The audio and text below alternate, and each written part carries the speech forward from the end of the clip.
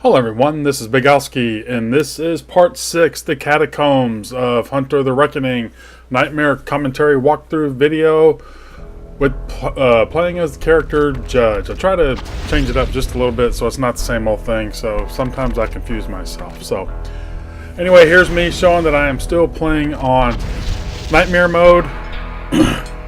This section right here, or one thing that I found out, whenever I finish a chapter, a part, whatever you want to call it, I usually go and save in my my recording, quit the game, come back, do the stuff I need to do to get it ready for the voice commentary, and then after I get all that done, I'll come and start playing on the next section.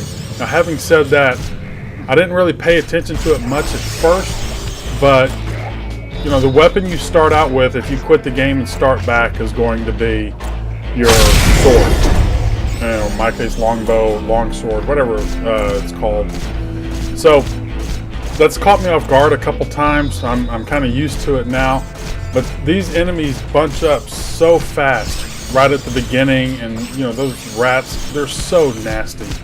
And the little screeching sounds that they make and the gas that they spit out at you, it can actually stun you, so you really want to be careful.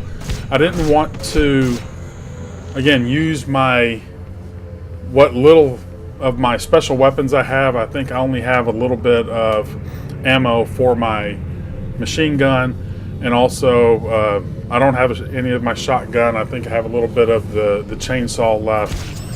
But I didn't have my I didn't refill my little crossbow arrows. Whenever you have a chance to reload, like right now, I should have already done that before I even came around the corner, because now look at and now I've got 4 guys and have 3 bolts. Now I got to run back instead of having that ready. You would think after playing the game, for these first few sections, I would have learned by now, and it's one of those things.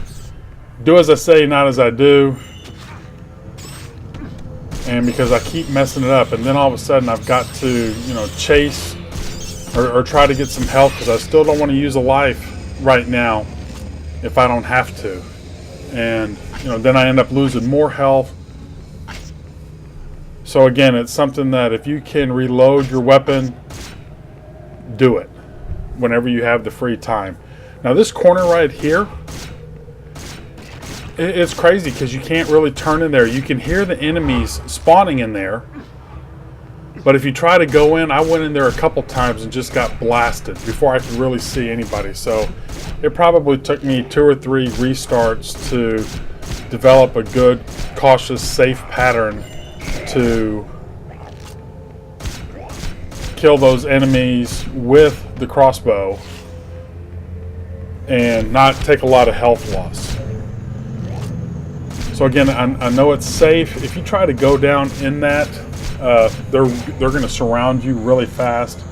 But also, being above the stairs, it's good if they come up the stairs, but if you get to the edge, he doesn't shoot downwards very well. So you really got to be careful. And just one gas belch, I guess, stun, and then them hopping at me and I'm dead. So I really had to play it careful. But as you can see, I'm shooting and nothing's really happening. Then I get hit by the gas. But if I jumped down there and something had happened, I would have been in trouble. So just playing, I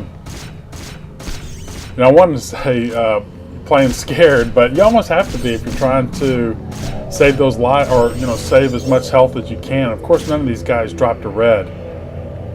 If I wanted to give up some lives and be more aggressive, then I probably could. One reason I like the Judge also is these are actually, they're like vampires, or that's what they call them. Your crossbow is going to take them out in 1 or 2 shots, whereas if you have a machine gun or a heavy weapon, or one of the other characters, it's going to take more than a couple shots, I guess, because I'm a priest and my arrows are blessed. Maybe that's the situation. So I just completed the objective by saving those 2 innocents.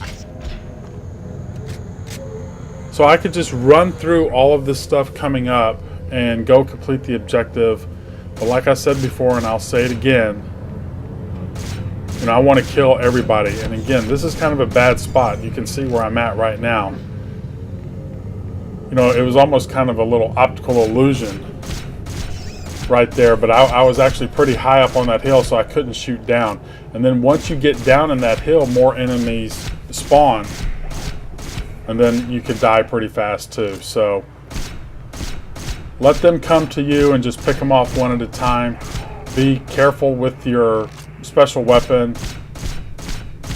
Another thing too is going forward, and I try not to play through the whole level. I mean, you know, since I'm recording, I just want to kind of play through it, and hopefully I'll beat it on the first or second try without using the lives, depending on what level it is.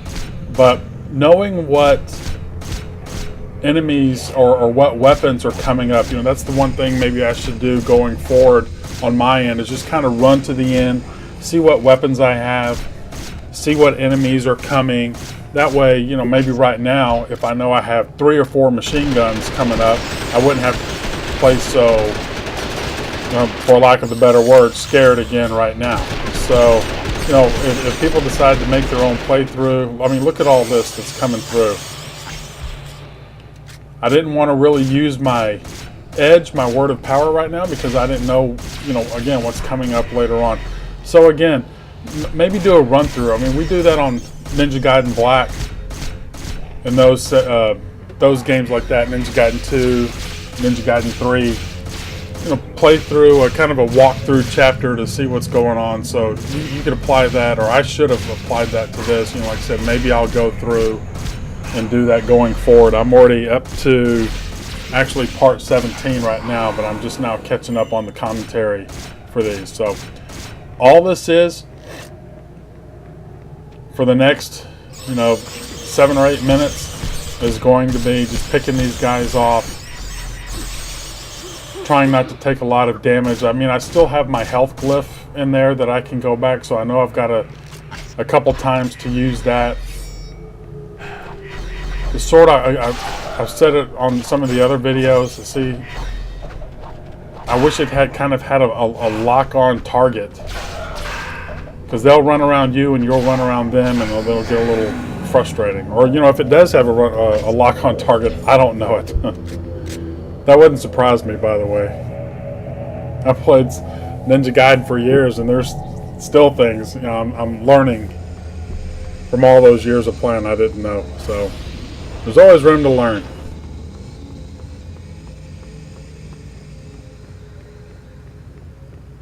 But that's pretty much going to be it for the commentary. I mean, I'll come back here and there, but the rest of it is just making sure I kill everyone.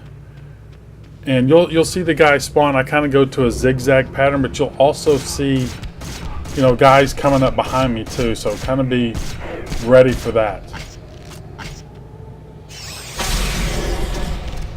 Now, one thing I really didn't talk about too much.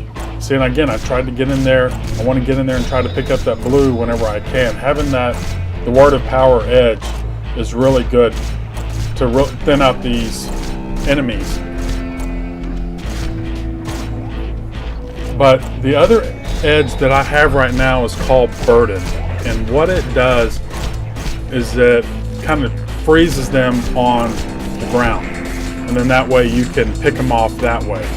But to me, I really hardly ever use that. You know, why freeze them on the ground so I can make a getaway? I mean, that's one thing that, you know, I kind of read. That's what it's good for, is if you're in trouble, do that. But since I have the word of power, just go ahead and use it and kill them. Or at least damage enough to where they're going to only take a few hits to die.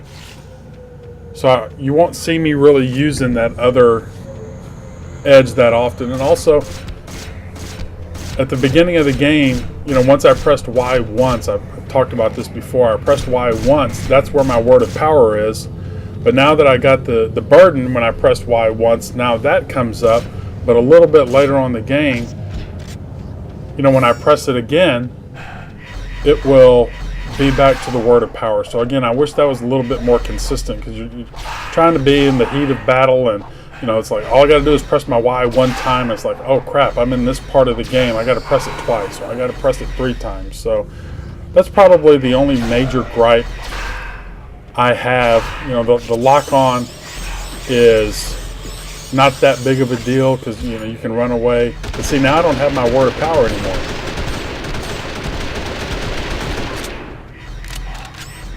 So using that sparingly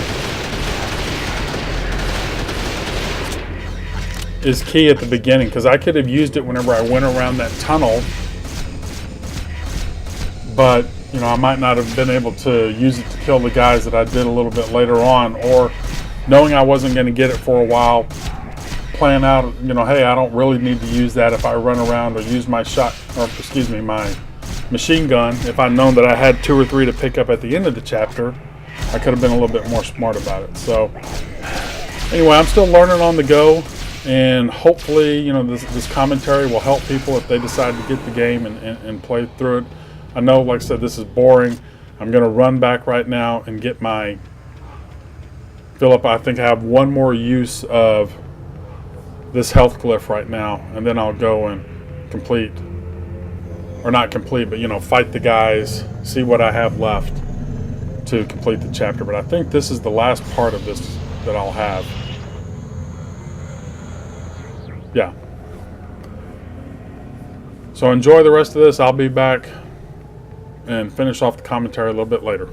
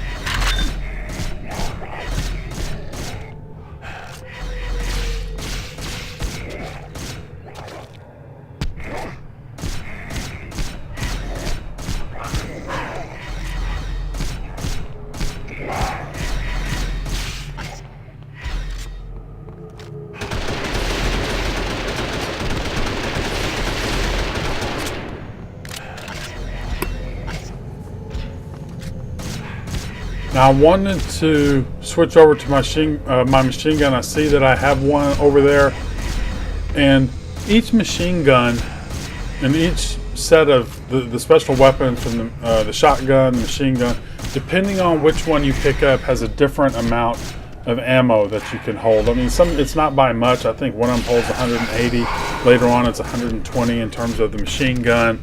One of them's like 192. So knowing that would really help. You know, I probably should write that stuff down, and that way I know, so I don't, you know, miss picking up the maximum amount You know, if I could have used 10 or 12 more shots or something, that might make things a lot easier. That's so bad right there. It's funny though, trying to fight that guy. But you know, knowing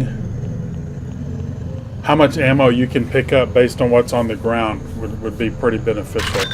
See, like here I only picked up 74, and I think I could pick up 96. So those extra 22 bullets could have maybe killed 2 or 3 more enemies and saved me some health going forward. Again, that's just something that once you play through it a couple times, you'll learn. Hopefully I'll learn. You know, again, it's easier for me to say it instead of always doing it. But I could have gone through again, you know, once I saved those 2 girls, I could have come straight here and went to this glyph and finished it up. But I just find it so relaxing to just taking your time, you know, after I played Ninja Gaiden for so long and having the time limits and certain things you had to do, you know, just being able to run around and enjoy just shooting everything and making sure everything's dead. I find it really relaxing. So here's my stats for this. You can see my experience is going up.